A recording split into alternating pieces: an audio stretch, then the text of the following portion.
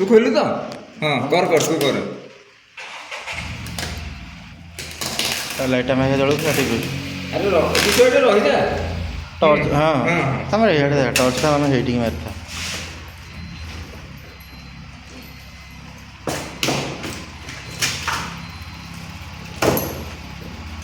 ଆଇକି କହିନାହାନ୍ତି ବୋଧେ। ନାଇଁ ସେ ଜାଣିନି। ଏଇନା ଯେଉଁ ଯିବ ଧରିକିରି ଗେଜେ ଗେଜେ ହବ ନା। କେତେ ମୁଁ ତାକୁ ପଇସା ମାଗିଛି ତାକୁ ବିଶୁ ଭାଇ ଏସି କିଣିଛି ଟିଭି କିଣିଛି ଫ୍ରିଜ୍ କିଣିଛି ତାକୁ କୋଉକୁ ଜଣେଇନି ଗାଡ଼ି କିଣିଛି ତାକୁ ଜଣେଇନି। ଅଛି ଟିଭିଟା ମୁଁ ଆଇଲି ଇଟା ପିଠା ଦେବ।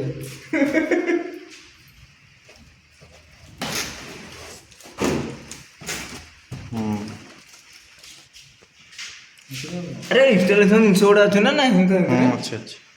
ବିଶୁ ଭାଇ ଏଇଟା ଖାଲି କଡ଼ ଗୁଡ଼ା ମ ୱାଲ୍ ମାଉଣ୍ଟିଂ ଅଛି।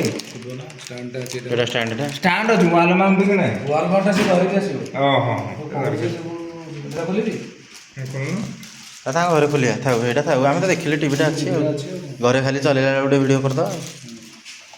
ଏଇ ଯଦି ଲାଇନ୍ଟା ରହିଥାନ୍ତା ଭିଡ଼ିଓ କରିଥାନ୍ତା ବେଳେ ଟିନେ କହୁ କହୁ ଲାଇନ୍ଟି କଟିଗଲା। ଏଇଟା ରିମୋଟ୍ 32-43 ପ୍ଲାଷ୍ଟିକ୍। ଘରେ ଟିଭିଟା ଥୋଇ ଦେଇକି ଆସେ। ନାଇଁ ଯିବା ତ ଯେତେବେଳେ ଲଗେଇବାଟା ତମ ଘରେ ଆଉ ପୁଣି ଥୋଇକି ତୁ ଆସିବୁ କିଏ 15 ଥର କିଏ ଯାଉଥିବ ତମ ଗାଡ଼ିରେ ତ ବସିବ ନେଇକିରି ଯିବି।